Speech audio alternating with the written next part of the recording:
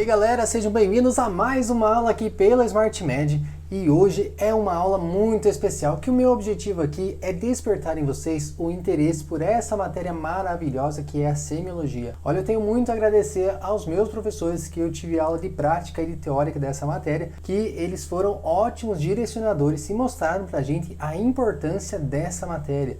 E gente, esses dias eu estava num evento que falava sobre revalida e olha só, lá na parte prática, na prova prática, onde passamos por aquelas estações, a semiologia, ela é muito importante porque é ela que vai dar um direcionamento para você entender a enfermidade do paciente. E é claro que nosso dia a dia, lá depois que a gente se formar no consultório, fazer uma boa semiologia vai ser essencial para tratar de forma adequada aquele paciente. Então, se eu pudesse dar um conselho de toda essa aula, um conselho vocês fossem guardar para a vida de vocês, era para ter um carinho muito especial por essa matéria, semiologia. Não estudar apenas para aquele momento na hora da prova, mas sim levar todo esse conhecimento para a sua vida, que com certeza você será um excelente profissional. Dito isso, tá aqui na tela esse QR Code que vai direcionar vocês para o Instagram da SmartMed. Lá você acompanha todas as novidades, todos os lançamentos, sorteios que fazemos e várias informações do mundo da medicina que nós postamos lá para você. Então siga @SmartMed e fique por dentro de tudo que rola no mundo da medicina. Dito isso, vamos começar a nossa aula. A primeira coisa que é essencial a gente saber é a definição, o conceito de semiologia. Ela é uma rama da medicina que se ocupa da identificação das diversas manifestações da enfermidade.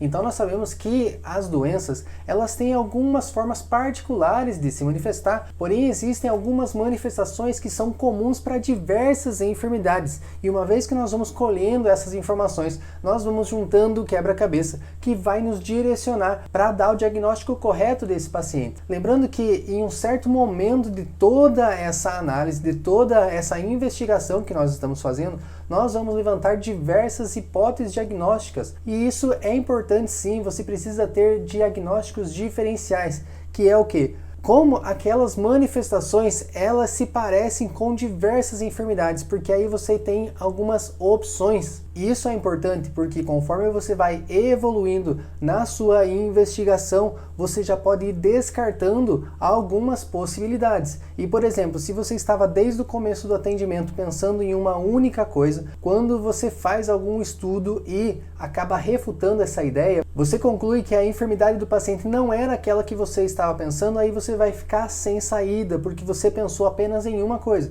Então, por isso é importante pensar nos vários diagnósticos diferenciais e a partir daí você ir eliminando essas ideias. E como que se dá tudo isso? Como que as enfermidades se manifestam? Elas se manifestam através de signos, sintomas, uma síndrome, através dos exames de laboratório e por exames complementares que você como médico vai solicitar. Então, o que são cada um desses? É comum no começo acabar confundindo esses conceitos de signos e sintomas, esse sinal e o sintoma que a enfermidade vai manifestar. E para não ter mais essa dúvida, você vai pensar o seguinte: um signo é algo que você como profissional da saúde, você como médico vai olhar e vai perceber no seu paciente, é algo que é objetivo, que é identificado pelo médico. Um síntoma é algo subjetivo que está relatando o paciente. Então o paciente vai descrever para você que ele está sentindo uma dor, que ele está com náusea, que ele está sentindo enjoo ou até mesmo dificuldade respiratória. Então tudo isso o paciente vai estar relatando para você,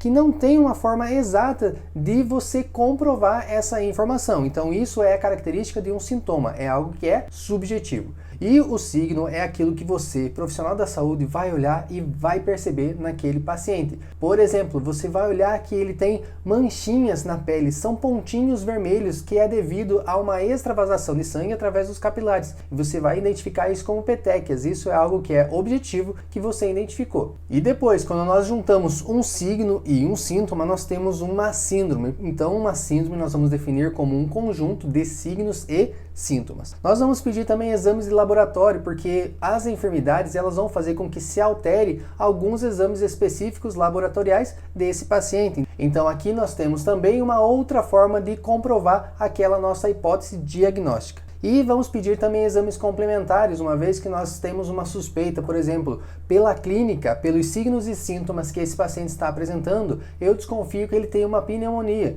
Então eu vou pedir como exame complementar uma radiografia do tórax desse paciente para poder avaliar melhor se por acaso existe uma condensação no pulmão desse paciente que vai me evidenciar que ele sim tem uma pneumonia. Vamos mais uma vez rever esses conceitos para fixar melhor essa ideia. Um signo, um sinal, é a manifestação objetiva da enfermidade descoberta pelo médico mediante ao exame físico ou métodos complementares de diagnóstico. O sintoma é a manifestação que é subjetiva dessa enfermidade, percebida exclusivamente pelo paciente e que o médico só vai conseguir descobrir mediante o interrogatório. E aqui, pessoal, entra essa palavrinha-chave, interrogatório. Para fazer uma boa prática da semiologia é preciso ser curioso. Então, veja só, se você é naturalmente uma pessoa curiosa, que gosta de ficar perguntando sobre a vida das pessoas, muito provavelmente você vai se dar bem em semiologia. Tô nem aí, eu fofoque é mesmo e me orgulho de ser fofoqueira. E agora nós temos o conceito de síndrome, que é o conjunto de signos e sintomas que estão relacionados entre si, que podem ser resultado aí de diversas causas. Aqui nós temos alguns exemplos para conseguir visualizar melhor essa ideia. As petequias, como eu já comentei para vocês, o edema, então quando nós vemos aquela região ali do corpo do paciente que está inchado ali, nós identificamos isso como um edema. Quando nós fazemos a auscultação cardíaca, vamos pegar o estetoscópio e auscultar os focos cardíacos desse paciente, nós podemos identificar um sopro cardíaco. Tem ali uma disfunção valvular e nós conseguimos identificar esse sopro. A febre. E presta muita atenção nesse momento da febre, porque uma vez que você pega o termômetro e vai lá aferir a temperatura desse paciente, aí sim ele é um signo. Porém, se o paciente chega para você e fala, eu estava me sentindo quente, eu estava com essa sensação febril, aí você vai perguntar, mas você pegou um termômetro, você conseguiu medir a sua temperatura? Ele vai falar, não, mas eu não tenho um termômetro. Então nisso nós só temos a sensação febril.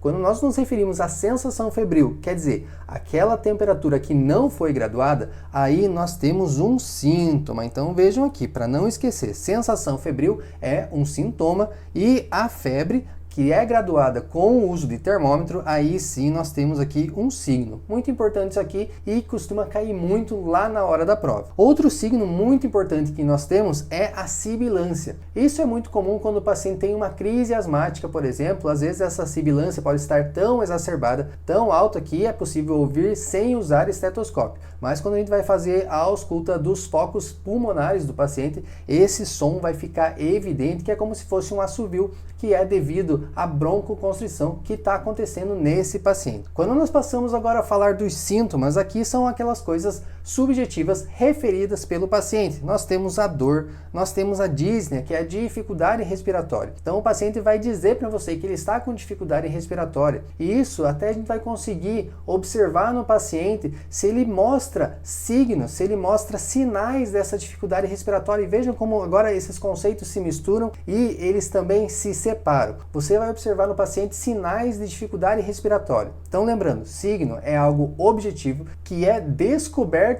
pelo médico. Então você vai olhar, por exemplo, que ele está fazendo a utilização de musculatura acessória para respirar. Nós estamos vendo aqui os músculos intercostais desse paciente, a gente está vendo aqui uma tiragem costal, está vendo também a ativação da musculatura do pescoço, por exemplo, o esternocleidomastoide do paciente está bem demarcado porque ele está com essa dificuldade. Nós vemos também um aleteio nasal. Então são vários signos que você como médico consegue observar e isso comprova aquele sintoma referido pelo paciente, que era a dificuldade respiratória. Outra coisa que ele pode referir para você, e esse também é um motivo de consulta bem comum, são as palpitações. O paciente vai referir que ele está sentindo o coração dele batendo no peito, que ele está sentindo o coração que vai sair pela boca. Então essa palpitação referida pelo paciente como um sintoma. E a náusea, enjoo ou tontura, tudo isso também sintoma referido pelo paciente. E uma vez que nós juntamos um sinal com um sintoma, nós temos aqui uma síndrome. E como exemplo nós temos a síndrome do intestino irritado. Para fazer uma boa semiologia do paciente, nós vamos dividir isso em 2 momentos. Um momento vai ser o interrogatório e outro momento vai ser o exame físico. Com base nas perguntas que nós fizermos para o paciente, vai direcionar qual é o melhor tipo de exame físico, quais as manobras nós vamos fazer nesse paciente para comprovar aquela suspeita clínica que nós temos. Esses 2 momentos nós conhecemos como a história clínica, onde você vai relatar tudo isso que está acontecendo com o paciente, mas não é simplesmente jogar informações ali, senão contar isso de uma forma que vai seguir uma ordem cronológica e que será também detalhada. Então aqui, pessoal, é como eu falei, é aquele momento de você ser curioso e perguntar tudo o que precisa para esse paciente. Eu costumo associar esse momento aqui da história clínica, da anamnese, que é o questionário que a gente vai fazer com o paciente, com o fato de quando a gente conhece uma pessoa nova pela primeira vez e a gente começa a conversar com ela. Então a gente pergunta algumas informações essenciais e isso segue uma certa ordem. Por exemplo, a gente se apresenta, a gente pergunta o nome dessa pessoa, pergunta a idade, pergunta onde é que ela mora, onde é que ela estuda, onde é que ela trabalha, e isso tudo vai desencadeando perguntas diferentes e essa conversa vai evoluindo. Então, quando você estiver conversando com o seu paciente, não precisa ficar muito amarrado a um script, senão levar isso de forma natural com uma conversa, onde você vai fazer perguntas direcionadas para entender melhor sobre essa enfermidade do paciente. E isso, pessoal, nós vamos usar no nosso dia a dia depois de formado. Isso vai ser o feijão com arroz lá do postinho, lá do plantão, lá do seu consultório. Tem que seguir esses passos, isso é algo que você vai repetir a todo momento. E outra situação que isso vai ser extremamente essencial será no Revalida. Lá na prova prática, nós temos 10 minutos para conversar com o paciente, para fazer o diagnóstico e cumprir aquelas tarefas daquela estação específica. E fazer uma boa história clínica é essencial. Lembrando, o tempo é curto nesse momento, então você tem que otimizar ele da melhor forma possível. Vamos olhar aqui para esses conceitos. O que é a história clínica? É uma narração ordenada e detalhada dos acontecimentos psicofísicos e sociais que ocorreram para uma pessoa. E essas informações elas surgem da anamnese, que é a fase do interrogatório, que é a primeira fase, e depois do exame físico, que é o segundo passo que o médico vai executar. E depois disso você vai juntar essas informações, você vai unir essas pecinhas do quebra-cabeça e através do seu intelecto, do seu conhecimento médico, você vai elaborar aqui possíveis diagnósticos, nós chamamos também de hipóteses diagnósticas. Você vai pensar na sua cabeça, esse paciente ele pode ter isso, pode ser isso também e pode ser aquela outra coisa. Então você vai ter aí algumas hipóteses, algumas suspeitas do que está acontecendo com esse paciente. A partir daí, você vai fazer outros exames, você vai fazer exame de laboratório, você vai fazer também exames complementares que vão comprovar ou refutar essas suas ideias. Essa parte da anamnese, resumindo, o que é anamnese? É um interrogatório que você vai fazer com esse paciente. Vai fazer perguntas sobre as características da enfermidade e os antecedentes do paciente. É importante saber o que está acontecendo com ele no momento, como que tudo isso começou, mas também você vai perguntar do passado. Então veja como é aquela fase curiosa completa da pessoa. Você vai perguntar sobre o momento atual, mas também vai querer saber do passado, porque vai que essa pessoa tem alguma enfermidade de base que vai ajudar você a entender o quadro atual dela. Essa história clínica, ela tem uma ordem, então se você segue uma ordem ali na sua cabeça, evita que esqueça alguma informação importante ou até mesmo omita algo importante. Essa história clínica deve ter uma finalidade. Qual é o objetivo então da história clínica? Ser útil para a compreensão da enfermidade. A história clínica, ela também tem a característica de ser uma redação bem escrita, então nesse momento você vai usar toda aquela sua habilidade de escrever um bom texto, que seja um texto que tenha coerência, que seja em linguagem médica, porque quando você fizer a troca de plantão, por exemplo, pode chegar uma outra pessoa que vai dar seguimento no atendimento desse paciente e ele precisa saber de forma clara, com uma letra legível, né? Agora não é aquele momento de usar a caligrafia de médico e ele vai ter que receber informações suficientes para que ele continue fazendo um bom atendimento daquele paciente. E só para você sentir um pouquinho do peso da responsabilidade desse momento, costuma-se dizer que a anamnese é a parte mais importante da história clínica. Muita coisa pode ser diagnosticada já durante a anamnese e você acaba fazendo exame físico, exame de laboratório, exames complementares só para confirmar, mas só pela conversa, só pelo interrogatório você já consegue chegar em alguma coisa conclusiva. Como eu disse, nós dividimos a história clínica em dois momentos. Um é o interrogatório e o outro é o exame físico. E agora nós vamos passar detalhadamente sobre cada um desses pontos. A primeira informação da anamnese são os dados pessoais. Então é nesse momento que você pergunta para o paciente qual é o nome, qual a idade, qual é o sexo, aonde ele mora, no que ele trabalha e inclusive tem que perguntar qual é o estado civil do paciente. Depois disso, você precisa saber qual é o motivo de consulta, o que está trazendo aquele paciente ao consultório naquele momento, qual é a afetação, o que está incomodando no paciente. E uma vez que o paciente faz esse breve relato, então você vai começar a perguntar coisas que estão relacionadas com essa enfermidade atual. Por exemplo, se o paciente fala que ele tem um desconforto na região abdominal, e vamos dizer que é uma paciente mulher que está em idade fértil, a partir daí você vai começar a juntar essas informações e fazer perguntas direcionadas, porque se tem uma paciente com essas características, então você já começa a levantar algumas suspeitas. Será que essa paciente pode estar grávida? Será que ela tem alguma afetação no ovário? Será que ela tem uma infecção urinária? Enfim, você vai começar a elaborar um leque de probabilidades e tudo vai ser, será isso, será aquilo? E conforme vai evoluindo as perguntas, você já vai descartando algumas dessas ideias. Outro ponto muito importante de saber é antecedentes remotos da enfermidade atual. É saber do paciente se ele já teve um quadro assim antes ou se é a primeira vez na vida dele que aquilo está acontecendo. Porque isso vai te trazer informações muito importantes. Por exemplo, ele vai relatar, não, isso sempre acontece comigo,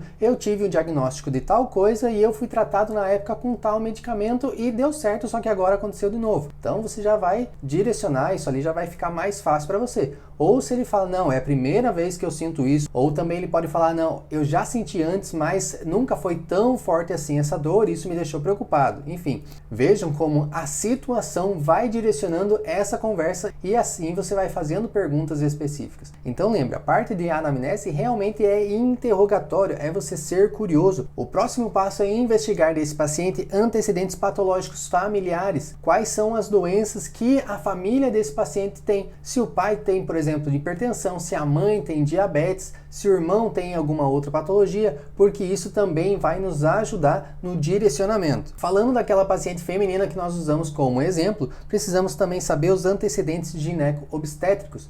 E aqui entram várias informações, como por exemplo, quando que foi a última menstruação, se ela já engravidou alguma vez. Então são várias perguntas que estão relacionadas com esse assunto. Depois nós chegamos na parte dos hábitos, e aqui realmente são os hábitos, qual que é a rotina desse paciente, como que ele come, como que esse paciente dorme, se ele pratica atividade física ou se ele é uma pessoa mais sedentária, inclusive quantas vezes essa pessoa vai no banheiro, quantas vezes a pessoa faz xixi, quantas vezes ela faz cocô, tudo isso é importante saber também e você não pode ter vergonha de perguntar isso para o seu paciente. E por último, e não menos importante, nós vamos fazer a ectoscopia, que é a impressão que nós temos do paciente. Quando ele está entrando no nosso consultório, quando ele está vindo em nossa direção, a gente já consegue observar muita coisa nesse paciente. O jeito que ele anda, o jeito que esse paciente senta, como que está a face desse paciente, se ele está com uma cara de dor, ou se ele adota algumas posturas, por exemplo, se ele vai estar com a mão assim, que já vai indicar que ele está com uma dor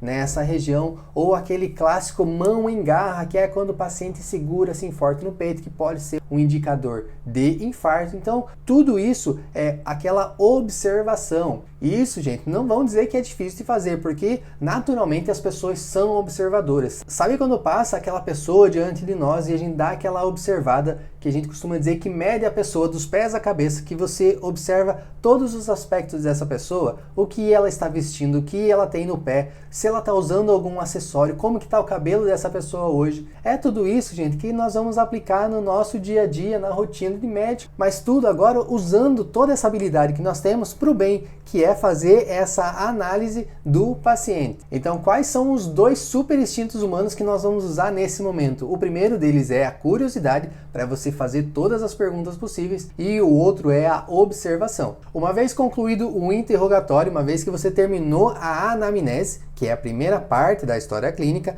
agora nós vamos fazer o exame físico. Com essas informações que o paciente nos deu, nós vamos direcionar então o exame físico para fazer uma série de procedimentos que também vão nos dar muitas informações. Então, dentro do exame físico, ele se divide em dois. Existe um exame físico que nós vamos usar para todo o corpo de maneira geral e outro exame físico que é especial para a região de abdômen, e a gente já vai entender o porquê. A primeira parte do exame físico é a inspeção, é o momento que você vai olhar para o paciente mais uma vez e vai começar a analisar ele, vai ver se ele tem o tórax numa conformação normal, por exemplo, ou se ele tem algum desvio que vai indicar se ele tem alguma patologia. Você vai ver qual que é o formato do tórax desse paciente, se é um tórax de conformação normal ou se esse tórax está, por exemplo, no formato conhecido como enfisematoso, que é o tórax em tonel, que é característico do enfisema pulmonar, e tudo isso então você vai colocando nessa parte da inspeção. Uma vez feita a inspeção, então agora você vai para a palpação, que é o momento que você, como médico, vai tocar o paciente e usar a sensibilidade dos seus dedos para também perceber se tem algum tipo de anomalia no paciente. Depois disso, você vai fazer a percussão. Existem manobras para você percutir o corpo do paciente e observar se os sons estão normais ou se tem alguma possível alteração patológica. E por último, você vai fazer a auscultação, vai pegar o seu estetoscópio e vai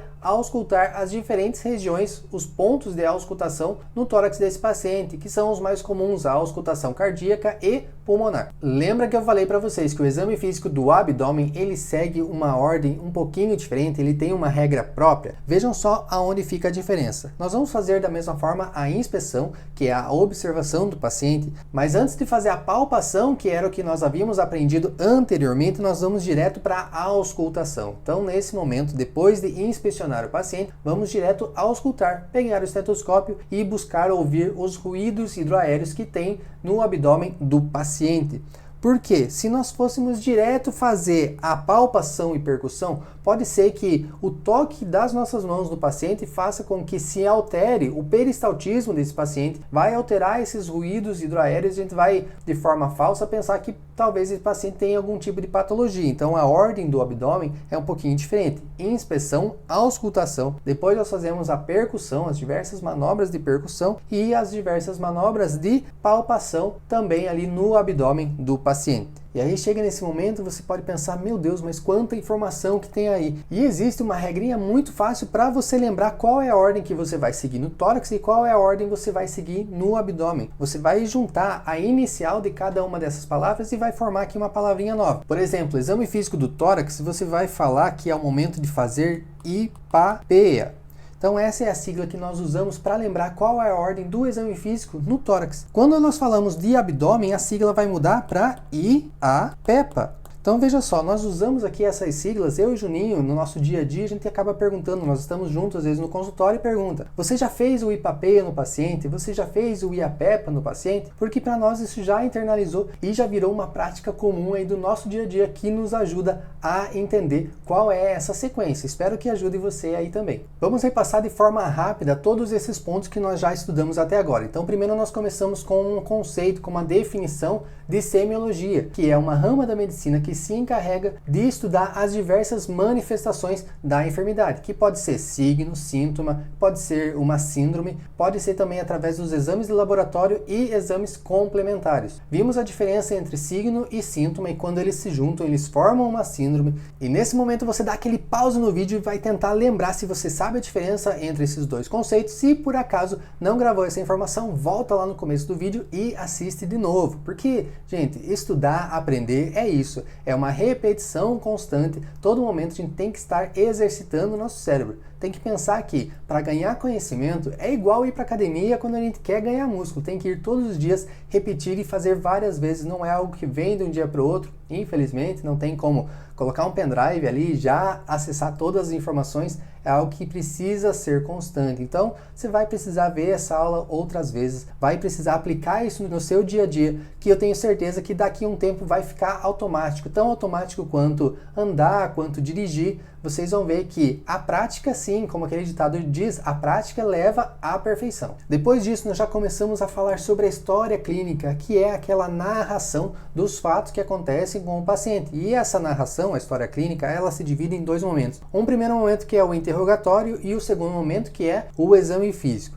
Dentro do interrogatório, que nós chamamos também de anamnese, a primeira coisa que nós fazemos é coletar os dados pessoais desse paciente. E são aquelas diversas perguntas como se você tivesse, e você realmente está talvez, conhecendo a pessoa pela primeira vez, você está conhecendo o paciente pela primeira vez. Você vai perguntar o nome, sexo, idade, nacionalidade, estado civil, religião, ocupação, aonde ele mora e se por acaso tem alguma pessoa responsável no caso desse paciente ser menor. Então o nome é importante porque você, a partir desse momento, você vai chamar o paciente sempre pelo nome, porque a medicina não pode ser algo frio, algo distante, onde os pacientes são simplesmente pacientes ou eles são números, o paciente da cama tal, enfim. É bom ter essa parte humanizada e chamar as pessoas pelo nome. O sexo é importante saber porque existem algumas afetações que são particulares, mais em homens ou mais em mulheres. A idade, porque as enfermidades também têm uma prevalência conforme a idade e isso vai nos ajudar também na nossa suspeita diagnóstica. A nacionalidade do paciente é importante saber. Por exemplo, se estamos numa região que é muito turística e você atende um paciente que pode ter vindo de outro lugar e ele pode estar com uma doença que seja específica lá da região dele. E por isso é importante saber. Estado civil também vai nos aportar informações importantes. Religião, inclusive, é algo que é fundamental. A ocupação, porque existem muitas doenças ocupacionais. O local que ele mora, inclusive, vai nos dar muitas informações. Por exemplo, se for um lugar que não tem uma boa infraestrutura, pode estar associado com determinadas enfermidades. E pessoa responsável, como nós já falamos, quando se trata de paciente menor ou um paciente que está em um estado ali, por exemplo, está em coma e esse paciente não consegue se comunicar e tem alguém que está nesse momento representando ele. Depois você vai para o motivo de consulta, que é perguntar diretamente para o paciente o porquê de ele estar ali buscando essa consulta. Nesse momento você vai colocar o que o paciente refere. Você não vai colocar nenhum diagnóstico, você não escreve diagnóstico no motivo de consulta. O paciente vai chegar e relatar que ele está com uma dor de cabeça. Ele não vai dizer para você que estou com uma cefaleia. Então você vai usar os termos normais. O que o paciente falar para você, você vai colocar nesse momento. Lembrando que não pode colocar diagnóstico. Vai colocar o signo ou o síntoma que o paciente está referindo. Uma vez que o paciente falou qual é o motivo de consulta, você vai fazer uma série de perguntas que estão relacionadas com esse motivo de consulta. E aqui eu trouxe para vocês o exemplo que é a semiologia da dor. Então, se o paciente refere a algum tipo de dor, seja dor de cabeça, uma dor abdominal ou uma dor no peito, inclusive, você vai fazer essa ordem aqui, porque como nós vimos, a história clínica ela segue uma ordem e dentro de cada passo ali da anamnese também é importante seguir uma ordem para não se perder, para não deixar de perguntar nada importante. Nós usamos aqui essa mnemotécnica da Alicia Fredusa, porque ela vai nos dar as perguntas essenciais. Por exemplo, perguntar para o paciente quando começou essa dor, onde que dói, depois se essa dor ela tem algum tipo de irradiação ou se é uma dor que está contida naquele local ou ela migra para outro local, qual é a característica dessa dor. Então nós vemos também, aprendemos durante as aulas de semiologia que existem características diferentes de dor, se é uma dor que é queimante, se é uma dor que é pulsante, enfim, existem várias características da dor e é importante saber descrever isso na hora do interrogatório. Vamos pedir também qual é a intensidade da dor que o paciente está sentindo e se tem alguma coisa que o paciente faz que melhora ou que piora essa dor. Depois, para terminar, qual é a frequência que ele sente essa dor, quanto tempo mais ou menos dura e se tem sintomas acompanhantes. E dentro disso, gente, olha só, aqui nós trouxemos vários exemplos de perguntas para fazer nesse momento. Mas tente levar isso de forma natural, não se prender exatamente a um roteiro, mas se não ser o mais curioso possível sobre aquela situação que está acontecendo com o paciente. O próximo ponto que vimos são os antecedentes remotos da enfermidade atual. Perguntar se ele já tem histórico daquela sensação, se ele já sentiu aquilo outras vezes ou se é a primeira vez. Basicamente é isso que nós temos que investigar nesse momento. Se ele já sentiu antes, perguntar o que ele fez para melhorar, se ele foi até um atendimento, se ele teve um diagnóstico e qual foi o tratamento que ele fez na época. O próximo item foi antecedentes patológicos pessoais. É saber se o paciente tem aquelas enfermidades de base, aquelas clássicas, como por exemplo, diabetes, hipertensão arterial, mas também saber se ele fez a correta imunização, se ele cumpriu com a sua carteirinha de vacina, se ele teve enfermidades que foram específicas aí da época da infância, como por exemplo, sarampo, varicela, porque tudo isso é importante conhecer. E uma vez que ele tem alguma enfermidade de base, no caso aí de diabetes e hipertensão, você vai aproveitar para perguntar as informações referentes a essa enfermidade, se ela está controlada, qual o medicamento que esse paciente toma, qual que é a dose, inclusive todos esses detalhes precisa saber nesse momento. Vimos também a importância dos antecedentes patológicos familiares, perguntar se dentro ali da árvore genealógica daquela família se existem pessoas com enfermidades de base, porque aí será possível saber se esse paciente tem algum fator de risco que está associado à genética. Falamos também sobre os antecedentes gineco-obstétricos. Vamos avaliar esse paciente para classificar ele nessa escala de Turner, que é essa que está aqui, a gente colocou só como exemplo para dar uma olhadinha rápida. Lembrando que a gente não quer passar muito tempo nessa aula, senão pontuar aqui aspectos que são fundamentais dentro da semiologia. Depois disso, dentro do nosso curso, nós temos vários módulos que explicam detalhadamente cada um desses pontos aqui. Então, se você quer entender um pouquinho mais da semiologia, se você quer aprender e está preparado para usar isso no seu dia a dia, você pode ser um assinante dos conteúdos da SmartMed, independente de qual semestre você esteja, independente de qual faculdade você estuda, você com certeza vai se beneficiar através das nossas aulas. Então, corre para fazer a sua assinatura. Depois disso, vamos perguntar também sobre a menarca dessa paciente, qual é o ritmo menstrual. Vamos perguntar também sobre as gestações, se ela já teve gestação prévia, se foi parto normal, se foi cesárea, se essa paciente já teve aborto, qual foi a data da última menstruação, qual foi a data da última cesárea. Então vejam, várias perguntas que estão relacionadas com esse universo gineco-obstétrico do paciente. Tudo isso vai te ajudar a chegar no diagnóstico. Depois falamos também sobre os hábitos desse paciente, que é exatamente a rotina desse paciente, como é a alimentação, se ele tem alguma intolerância alimentícia, como é o apetite desse paciente, qual é a frequência que esse paciente vai no banheiro, como que é a catarse desse paciente, como é a diurese desse paciente, se faz uso de bebida alcoólica, como é o sono, se faz uso de drogas, se ele faz uso de medicação contínua e quais são os hábitos sexuais desse paciente. Então aqui é aquela investigação que é bem detalhada, porque existem algumas coisas que podem já direcionar para certas enfermidades. Uma coisa fantástica sobre a semiologia é que essa é a matéria dos vários nomes. Existem vários termos que no começo parecem difíceis,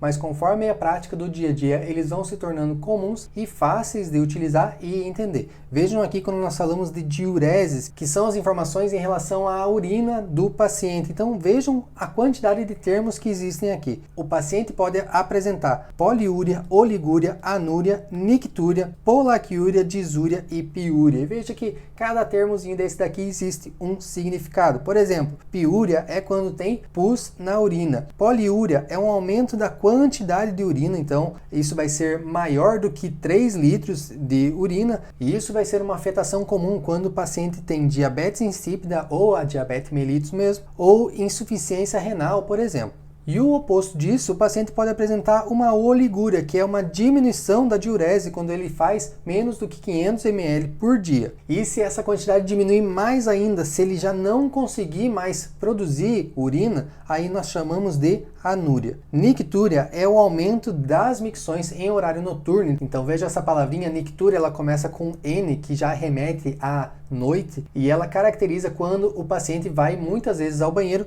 durante a noite. Polaquiúria é o aumento da frequência. Então veja a diferença de polaquiúria para poliúria. Poliúria é simplesmente o aumento da quantidade e a polaquiúria é o aumento da frequência. O paciente vai no banheiro a todo momento. A disúria é quando o paciente tem dor ao urinar, e piúria, como nós já vimos, é a presença de pus na urina. E se nós falamos de xixi, obviamente teremos que falar também do quê? Do cocô, né? Não dá para falar de um sem falar do outro. Nós precisamos também investigar a catarse intestinal desse paciente e todas as informações são importantes. A frequência, a consistência, a cor e inclusive o cheiro. Tudo isso é importante perguntar para o paciente nesse momento. Por mais que pareça constrangedor, por mais que soe talvez até engraçado você pensar ter que perguntar isso para uma pessoa, é extremamente importante saber essas informações. Uma vez que você vai coletando essas informações, você pode classificar o cocô do paciente conforme essa escala de Bristol. E essa escala ela vai do número 1 até o número 7 e vejam que ela segue uma certa ordem. Esse cocôzinho ele vai evoluindo em relação à sua consistência e a partir do momento que você pensa então nessa ordem, fica fácil lembrar o que é o tipo 1 até chegar no tipo 7. Começando pelo tipo 1, aqui são as chamadas fezes caprinas. Aqui são aquelas bolinhas que têm consistência dura, que estão separadas e que passam com dificuldade.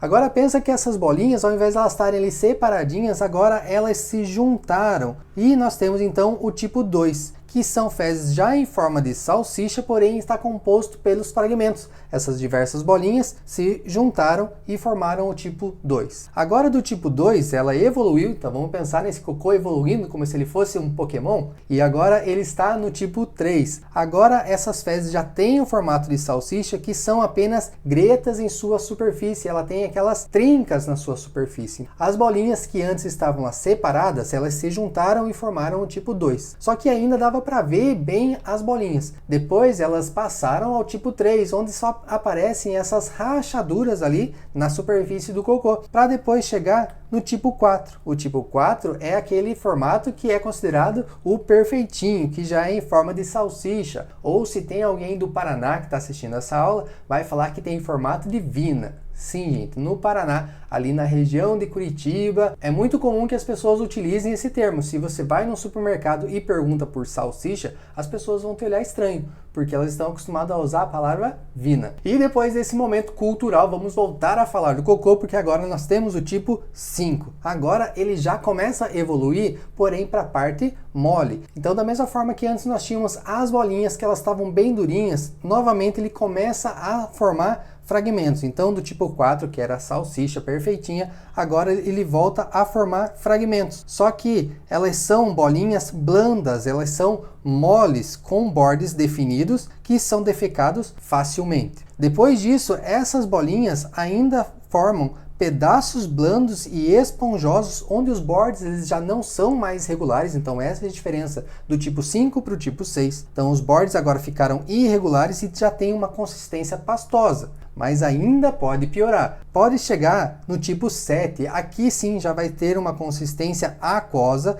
onde não vai apresentar mais pedaços sólidos e ela será totalmente líquida. E é isso, gente. Essa aqui é a famosa escala de Bristol, que precisa saber lá para a hora da prova. Aquele momento que é mais temido pelos alunos, né? Saber a diferenciação ali na hora da prova. Mas claro que, caso um dia você esteja ali no consultório conversando com o paciente, você vai colocar lá na história clínica o tipo do cocô do paciente conforme a escala de Bristol. Como nós vimos então, tem essa primeira classificação, mas também existem outras informações, outras características que é importante perguntar. Por exemplo, a coloração, porque conforme a cor pode indicar também algumas patologias. Ou também em relação à presença de sangue. E essa presença de sangue pode ser essencial para você entender qual é a origem desse sangramento. Então nós temos aqui alterações patológicas, por exemplo, melena. As fezes elas estão negras, com um odor fétido, e isso é um sinal de problema no trato digestivo superior. E essa divisão de onde fica trato digestivo superior e inferior se dá ali no duodeno. Então tudo que está do duodeno para cima se considera trato digestivo superior e do duodeno para baixo, trato digestivo inferior. Então se as fezes têm uma coloração negra e são fedidas, isso indica que muito provavelmente essa hemorragia aconteceu no trato digestivo superior. Aqui nós temos uma imagem para exemplificar. Porque se esse sangramento aconteceu lá em cima, só do fato do sangue percorrer ali o sistema digestivo do paciente, ele já sofreu ali alguns processos químicos, já passou, por exemplo, pelo estômago, e isso fez com que ele mudasse a coloração. Mas pode ser que o paciente apresente hematoquécia, que esse sangue que está presente nas fezes vai ter um aspecto rutilante, que ele vai ser bem vermelho, aquele vermelho vivo, que ele vai ter aquela aparência de sangue fresco, e isso vai nos sinalizar que essa hemorragia aconteceu no trato digestivo inferior. O último passo da anamnese do interrogatório, na verdade, não envolve muitas perguntas, mas senão a impressão que você tem no paciente. É aquela primeira olhada que você vai dar no paciente e analisar ele. Então a ectoscopia, que é esse termo técnico que nós usamos dentro da medicina, dentro da semiologia, que faz parte da história clínica. Então veja como a gente passa essa análise daquele conceito grande para o conceito que é menorzinho, fazendo essa evolução. Ela se refere a uma observação global e metódica das particularidades do paciente. Essas particularidades podem ser morfológicas e dinâmicas. É a primeira observação, ou também chamada primeira impressão do paciente. E alguns pontos que se avaliam na ectoscopia são os seguintes: a atitude ou a postura que esse paciente assume, então atitude também é chamada de postura, cuidado com isso lá na hora da prova. Qual é o estado nutricional desse paciente? A gente vai classificar se ele é um paciente eutrófico, se ele é hipertrófico ou se ele é hipotrófico. Depois nós vamos também avaliar o biotipo do paciente, se ele é ectomorfo, mesomorfo ou endomorfo. Os hábitos corporais, se esse paciente ele é normolíneo, brevilíneo ou longilíneo. Vamos também avaliar as faces, quais são os movimentos que esse paciente faz, como que esse paciente anda, se ele tem algum traço característico na marcha, quais são as vestimentas e, por acaso, coisas que chamam a atenção nesse paciente. Por exemplo, ele chegou no teu plantão com a ambulância, ele veio com um transporte e ele já chega com vias endovenosa, chega com um tubo de drenagem torácica, por exemplo, ou ele está com uma máscara de oxigênio. Tudo isso faz parte da ectoscopia. E tudo isso que nós conversamos até agora compõe a primeira parte da história clínica, que é aquela da investigação. Então vocês viram que são vários pontos que são essenciais perguntar com o paciente, porque isso vai te dar informações muito importantes para direcionar o teu diagnóstico, para direcionar o teu exame físico. Então, nessa parte, qual é a mensagem que eu quero deixar para vocês? Sejam curiosos, tá? Isso que é muito importante e é essencial. Algo que é muito importante fazer nesse momento, nessa abordagem com o paciente, eu chamei isso de protocolo SPY. E aqui você vai entender o significado de cada letrinha dessa. Então aqui tá do espanhol, o S é de saludar. Então você vai cumprimentar o paciente.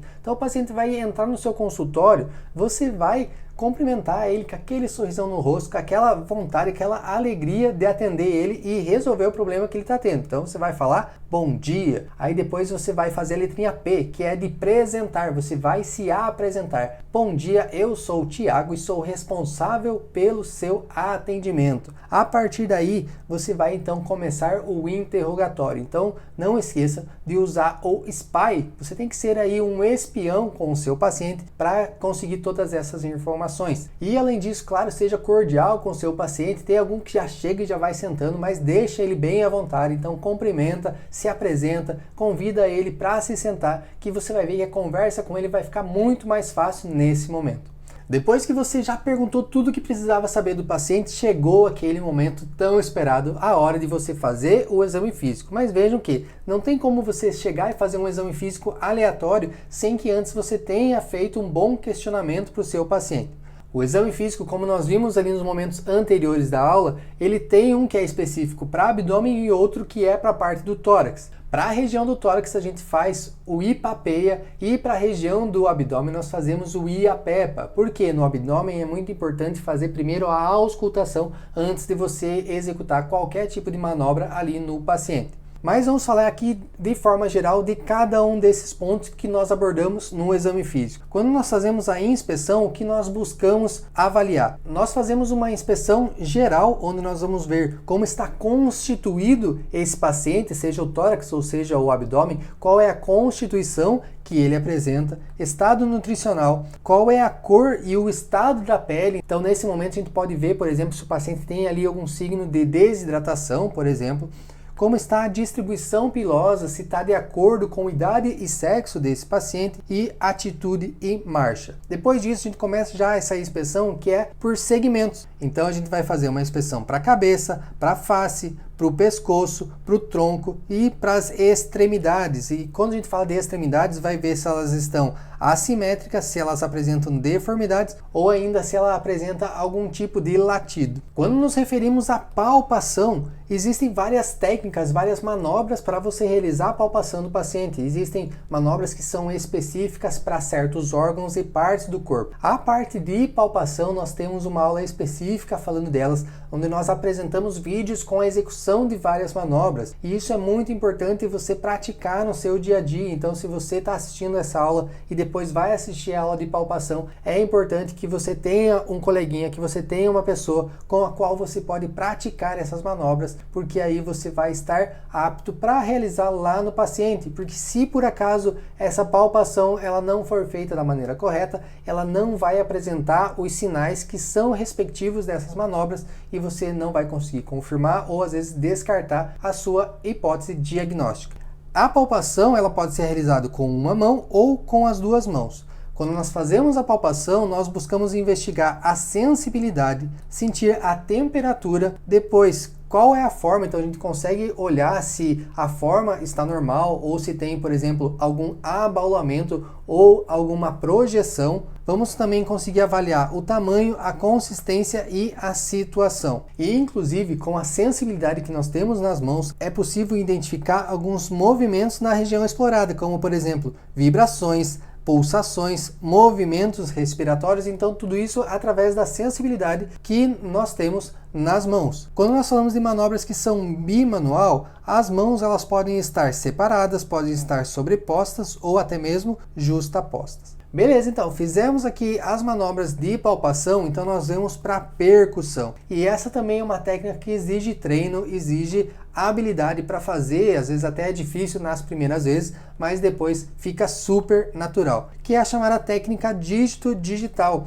onde você vai encostar um dedo ali no paciente e com o outro você vai percutir, e cada região do corpo tem um som característico. Por exemplo, quando nós estamos fazendo a percussão da caixa torácica, os pulmões, por eles serem aireados, por ter ar nos pulmões, ele tem um som característico que o nome é sonoridade, então é uma região que apresenta essa sonoridade. Já quando nós falamos ali do abdômen, devido a essa região intestinal, o abdômen é considerado ali uma cavidade fechada, onde não tem um fluxo de entrada e saída de ar, por isso o som característico ali é o timpanismo. E já quando nós fazemos a percussão sobre uma massa, sobre um órgão sólido, ele tem a característica de ser mate. Por isso veja como é importante saber fazer a correta percussão e saber quais regiões do corpo que tem os seus sons característicos, porque qualquer anomalia será possível identificar através das manobras de percussão. E dentro do exame físico também tem a auscultação, que pode ser imediata, onde o ouvido está aplicado diretamente sobre a pele. Isso não se usa mais, pelo menos no dia a dia ali do médico não vai usar, você vai ter a ajuda de um estetoscópio, mas essa a situação do dia a dia que acontece é quando você deita ali no peito da pessoa amada, que você tá ali com seu ouvidinho colado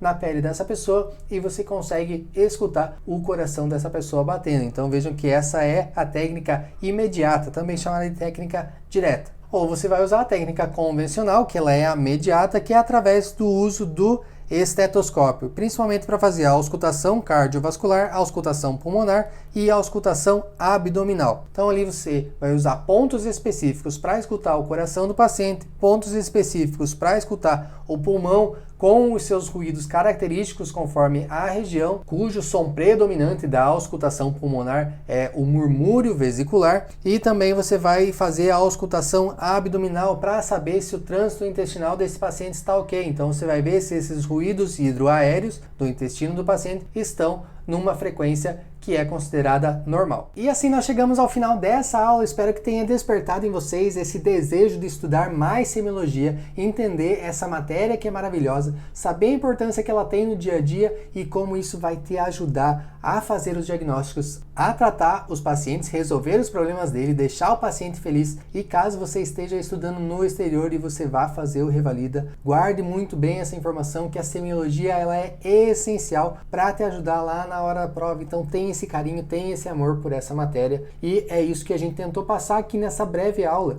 Semiologia tem muito conteúdo, tem muita coisa para ver, e lembrando, nós temos várias aulas explicando esses conteúdos. Nessas aulas nós mostramos vídeos, quando nós falamos de manobra, nós temos ali os vídeos para ajudar a visualizar e entender como é que faz, e é importante praticar isso antes de você ir lá para o consultório e utilizar isso com o paciente. Então o ideal é praticar isso com um colega para pegar bem o jeito de fazer, e ao final de cada aula nós aplicamos um questionário. Então nós olhamos aqui para esse material e elaboramos questões que são pertinentes, coisas que são importantes saber sobre esse assunto, e nós juntos resolvemos esse questionário. Aqui a gente está lendo essas questões e resolvendo, explicando cada uma delas para vocês. Tudo isso, gente, para deixar vocês preparados para o dia a dia. Espero que a gente tenha conseguido, então, transmitir um pouco desse conhecimento para vocês. A SmartMed conta com várias matérias para vários semestres. Do primeiro semestre em diante tem muito conteúdo que vai ajudar vocês, como a gente sempre costuma dizer aqui, para um momento mais imediato, para a hora da prova, mas também é conhecimento que você vai levar para a vida e vai fazer a diferença no seu dia a dia profissional. Muito obrigado pela companhia de vocês nessa aula, espero que vocês tenham gostado. Se gostaram,